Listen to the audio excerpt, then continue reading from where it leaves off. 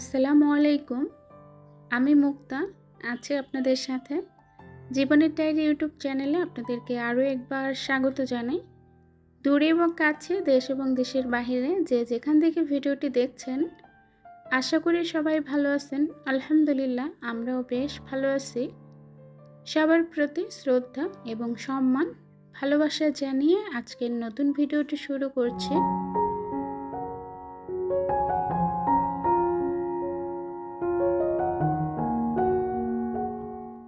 জীবনে চলার পথ কখনই কারো সহজ হয় না।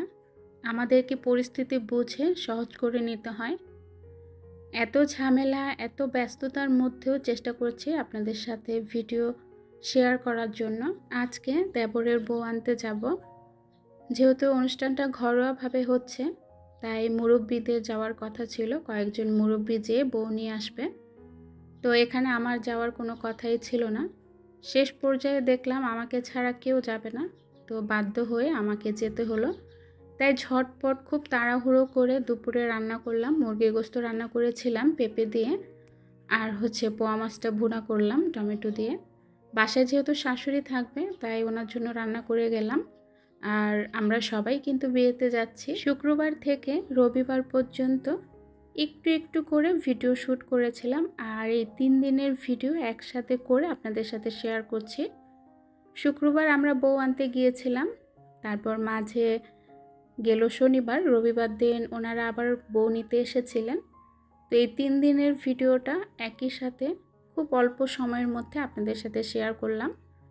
জানেনই তো, বিয়ে বাড়ি অনেক বেশি ব্যস্ততা, আর আমি যেহেতু ঘরের বউ, বিয়েটা যেহেতু আমার বাসায় হচ্ছে, তাই আমার ব্যস্ততা সবচাইতে দ্বিগুণ। আমি তো অনেক বেশি ব্যস্ত সময় পার করছি, আবার এই ব্যস্ততার মধ্যেও আপনাদের সাথে অ্যাক্টিভ থাকার চেষ্টা করছি। হয়তো অনেকে বুঝবেন না, আবার অনেকে আমাকে ভুল বুঝেও বসে আছেন, কারণ আমি অনেকের ভিডিওই দেখতে পাচ্ছি না, সময় মতো যেতে পারছি না। হয়তো অনেকে আমাকে ভুলেও গিয়েছেন। তো সব কিছু কাটিয়ে উঠবো ইনশাআল্লাহ, তবে একটু সময় লাগবে, যেহেতু আবার সামনে দেবরের বউ ভাত হবে, সেজন্য গ্রামে যাব।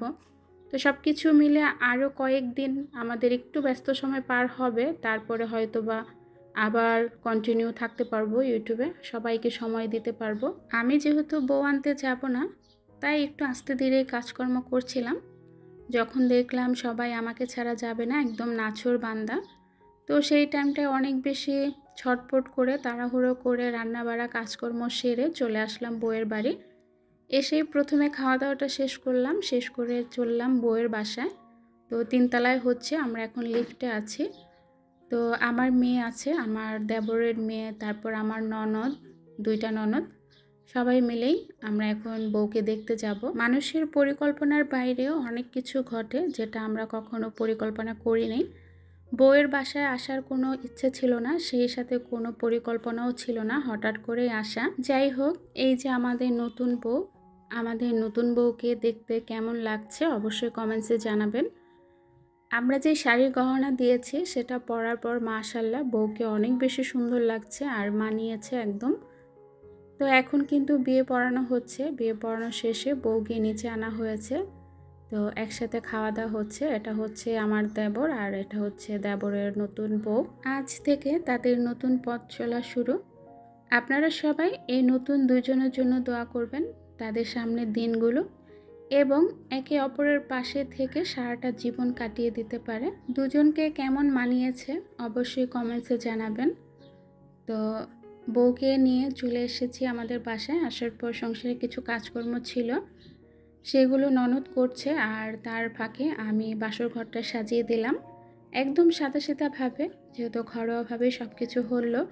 তো বাসর ঘরটাও একটু সিম্পলের মধ্যে করেছি। যদিও আমার আগে কোনো অভিজ্ঞতা ছিল না বাসর ঘর সাজানোর, এই প্রথম নিজের মন মতো যতটুকু পেরেছি করেছি। আসলে বিয়ে তো মানুষ প্রতিদিন করে না, একদিনই করে, আর বাসর ঘর প্রত্যেকটা ছেলের এবং মেয়ের স্বপ্ন থাকে। তো আমি সেটাকে একটু বাস্তবায়ন করার চেষ্টা করেছি। তো তারপরে এটা বিয়ের দিনের পরের দিনের রাতের ভিডিও, যেহেতু আগামীকাল বউ নিতে আসবে, সেজন্য রাতে মাছ গোছ আনা হয়েছে, এগুলো রাতেই সব করে রাখবো। তো চিংড়ি মাছ আনা হয়েছে, মুরগি, গরুর গোস্ত। রাতে এগুলো আমি কিছু কিছু কাজ এগিয়ে রাখবো যাতে দিনের বেলা অনেক বেশি ঝামেলা না হয় আর খুব দ্রুত হয়ে যায়। তো এখন বাজারগুলো সব বের করব, একে একে বের করে দেখব যে সব কিছু ঠিকঠাক আছে কি না। বউনিতে কিন্তু বেশি মানুষ আসবে না, 3-4 জন আসবে, আর আমরা ঘরে যারা আছি সবাইকে নিয়ে একটা ছোটোখাটো আয়োজন। এখানে সালাদের জন্য গাজর, টমেটো আর হচ্ছে শসা, কাঁচামরিচ, তো তারপর হচ্ছে মুরগি, চিংড়ি মাছ, গরুর গোস্ত, পোলার চাল, ঘি, মানে যত কিছু লাগে আর কি। তো মুরগির রোস্ট করব আর হচ্ছে গরুর গোস্ত করব, ঝাল করব, চিংড়ি মাছ ভুনা করব, তারপর হচ্ছে রুই মাছ ফ্রাই করব। আমি রাতেই গরুর গোস্তটা কষিয়ে রাখব, তারপরে হচ্ছে চিংড়ি মাছগুলো কেটে একদম ধুয়ে পরিষ্কার করে রাখব। আমার ভিডিওতে ছোট্ট একটা হাত আপনারা দেখতে পাবেন, সেটা হচ্ছে আমার ননদের ছেলে। ওর অনেক বেশি কৌতূহল, যখন আমি ভিডিওটা করছিলাম বারবার ক্যামেরাটা ধরে দেখছিল। আসলে ছোট মানুষ, কৌতূহল জাগবে, এটাই স্বাভাবিক। তো আমার পাশে কিন্তু ননদও ছিল, আমার হাতে হাতে কাজ এগিয়ে দিয়েছে। হয়তো ননদ না থাকলে এই কাজগুলো একা একা করতে অনেক বেশি কষ্ট হয়ে যেত। তো সবগুলো বাজার একে একে বের করে নিচ্ছি, বের করে সব কিছু ধুয়ে একদম গুছিয়ে নিব।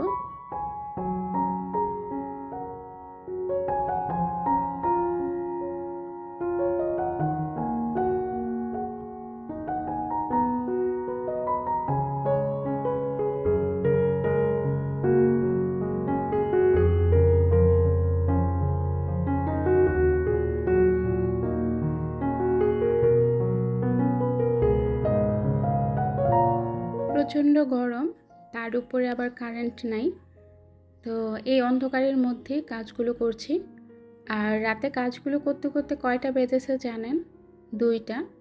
রাত 2টা বাজে আমি কাজ শেষ করেছি, শেষ করে গোসল করে তারপর ঘুমিয়েছি। আবার সকাল সকাল উঠে গিয়েছি। তো গরু গোস্ত রান্না করার জন্য মশলাটা আমি কিন্তু অলরেডি বসিয়ে দিয়েছি, কষানো হচ্ছে। এদিকে যেহেতু রোস্ট ভাজবো, সেজন্য মরিচের গুঁড়া আর সামান্য পরিমাণ হলুদের গুঁড়া, লবণ দিয়ে ভালো করে মেখে নিচ্ছি। একে একে রোস্টগুলো ভেজে তারপরে রেখে দিব। এখন যদি কিছু কাজ এগিয়ে রাখি তাহলে দিনের বেলা কষ্ট হবে না, আর বেশি ঝামেলায়ও পড়তে হবে না। দেখা যায় 12টা 1টার দিকে মেহমান চলে আসবে। মেহমান আসার আগে যদি কাজগুলো সেরে ফেলা যায় তাহলে কিন্তু অনেকটাই ভালো। তো চেষ্টা করেছি যতটুকু করা সম্ভব রাতে এগিয়ে রাখার জন্য। এখানে যেহেতু 4 কেজি গরু গোস্ত ছিল, তো অনেকটা মশলা আমি কিন্তু দিয়েছি। মশলা দিয়ে খুব সুন্দর করে কষিয়ে নিয়েছি। এখন গোশগুলো দিয়ে দিলাম, আস্তে আস্তে কষাবো। আর পাশের চুলে আমি রোস্টগুলো ভাজবো, তারপর মুগ ডাল ভেজে সিদ্ধ করে রাখবো। চিংড়ি মাছ কেটে ধুয়ে ফ্রিজে রেখে দিয়েছি, আর ওইদিকে ননদ পেঁয়াজ কেটে দিচ্ছে। কিছু পেঁয়াজ দিয়ে এখন গরু গোস্তটা বসিয়ে দিয়েছি, আর যে পেঁয়াজগুলো থাকবে এগুলো বক্সে করে ফ্রিজে তুলে রাখবো সকালের জন্য। আসলে কিছু ছোট ছোট বুদ্ধি আবার সহজ কৌশল যদি অবলম্বন করা যায় তাহলে কিন্তু অনেক কাজই সহজ করা যায়। এই ভারী ভারী রান্নাগুলো যদি আমি দিনের বেলা সব একই সাথে করতাম তাহলে কিন্তু অনেকটা সময় লাগতো, যেহেতু লাইনের গ্যাস থাকে না, সিলিন্ডারে রান্না করতে হয়। তো রাতে আমি গরু গোস্তটা খুব সুন্দর করে কষিয়ে রেখেছি, রোস্টগুলো ভেজে রেখেছি, মুগ ডাল ভেজে সিদ্ধ করে রেখেছি। প্রায় অর্ধেকটা কাজে আমি রাত্রে করে ফেলেছিলাম।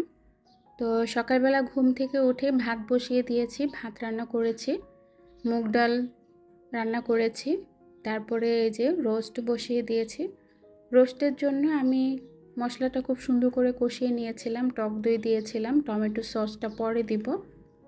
তো মশলাটা খুব ভালো করে কষিয়ে এখন মুরগিগুলো দিয়ে দিলাম। যেহেতু রাতে ভেজে রেখেছিলাম, এখন আর ভাজার ঝামেলা নাই। তা আসলে এরকমই কিছু কিছু সহজ কৌশল কঠিন কাজকেও সহজ করে দেয়।